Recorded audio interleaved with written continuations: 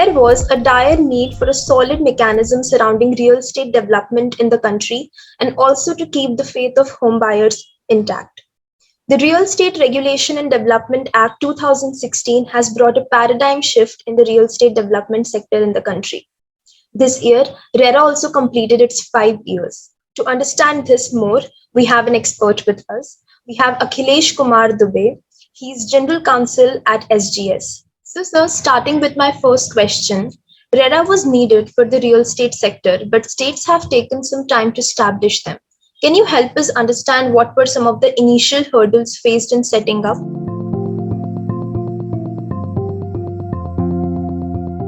Thanks, Avani. Actually, it is not hurdles, and as you said, it was much needed legislation for the regulating the real estate sector, and also to protect the interest of the home buyers and the buyers of the other commercial properties also. So it was required. It was dire need, and the India has made a great effort by enacting this real estate regulatory legislation. In 2017, 1st of May 2017, it got fully implemented, and it was mandated for the all states to implement some for them. There were several challenges, like they have to, and for them they have to perform several tasks. I can say it. The tasks were for initial stage they have to set up firstly they have to draft the rules and notification in consonance with the central enacted rules, the RERA Act. And then they have to set up the RERA authority and the tribunals, and then they have to set up and launch the website, fully fledged website where all the projects get registration. And also there was the obligation of the states to perform and ensure the protection of the and the fully implementation of this act, newly enacted act. So there were several challenges for the states also, because it was the new act and new legislation enacted by, and prior to this legislation, obviously there was no any act and legislation which is regulating this large employment, large sector, and it is a very complex sector.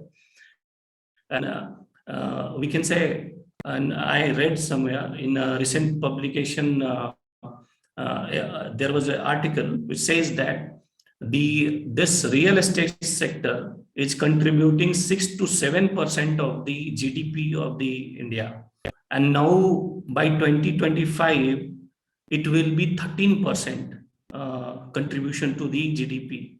So it's a very important industry, but it was neglected by the previous whatever the regime.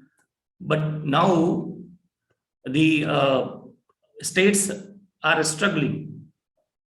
But if we say we'll accept a few states, almost all states and UTs have implemented this. So we can say only 6 to 7 states have not fully implemented this RERA Act and rules, and they have not set up the entire the RERA setup, like launching the website. They have not launched the and set up the arbitration tribunal and the authority, and they have not made any mechanism and the process to deal with this. But apart from them, all other states have fully implemented this, and we have seen the results also. And if we can say, we'll say the topmost the performer for the real estate, this RERA Act, and the states where the states are the Maharashtra, UP, and the Haryana and Punjab. They are the most effective, we can say the effective states and top performer who have implemented. Yeah. So obviously the hurdles and challenges were but obvious because of the new act. So we can say it was not hurdle.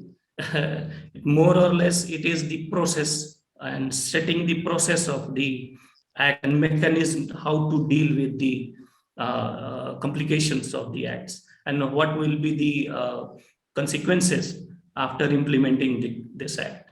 So that's why it has taken time. Thank you so much for the information, sir. And as you said that real estate industry is growing day by day in India, and it will Right, reach like right, 15% till 2025. Can right. you help us understand, like, has RERA been successful in replacing court as a grievance redressal forum in the country?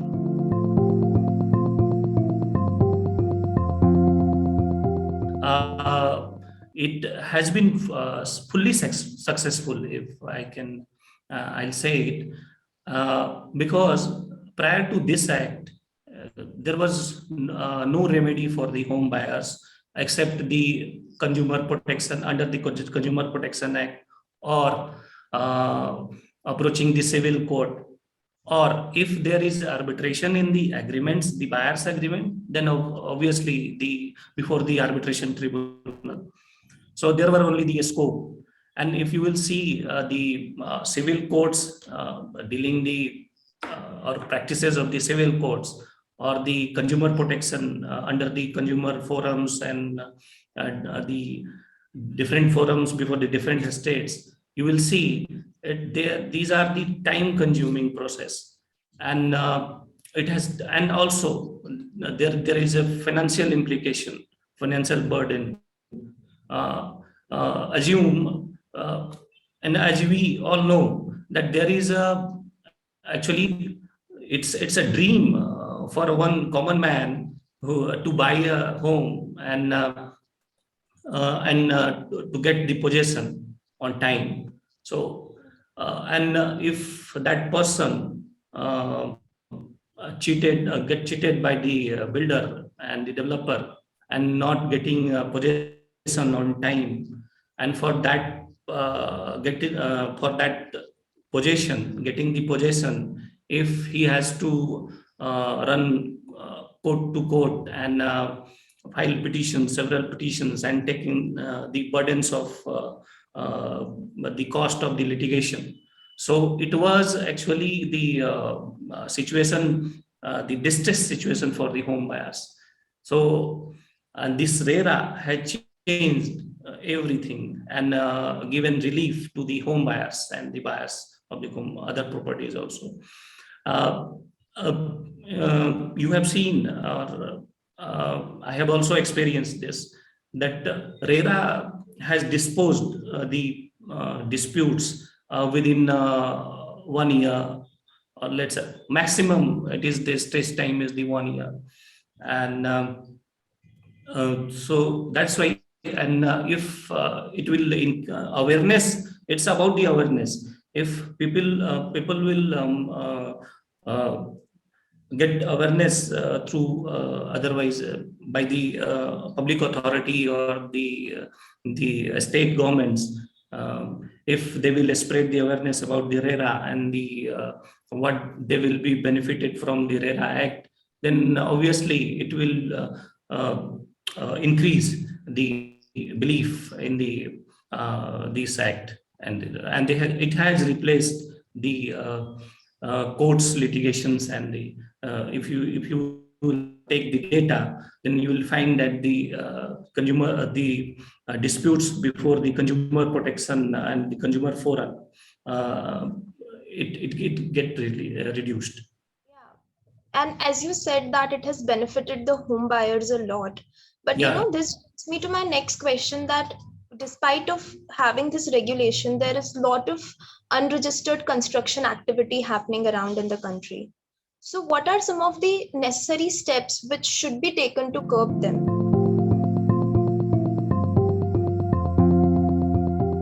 Prior to this, also there was legislation for the illegal activities or illegal constructions in the to deal with that. So there is a local land development laws also. So one can file complaint before the respective authorities for that construction. But if you will see, there is two things, and it is also required to be clarified by the states or the government with respect to the clarity, the what projects are covered under the RERA, and what are not covered under the RERA. So it's required clarification. There is some gray areas and where the developers place. Uh, and if we'll talk about the what one can do for that illegal construction or unregistered projects. So there is a provision under the RERA. If one has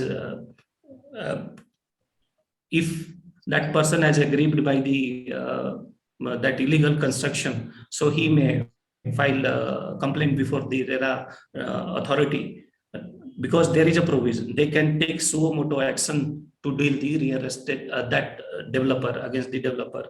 They can. There is a provision for imprisonment also for the penalty. So there is provision.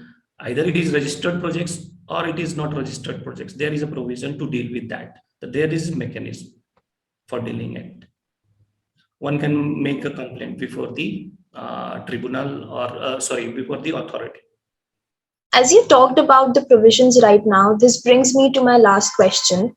What reforms are required to stop non compliance of the provisions of RERA?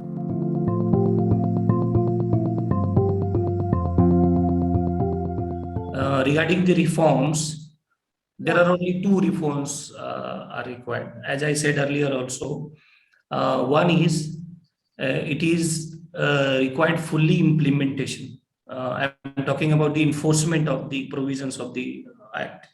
So the states should require to fully enforce it as with its true spirit.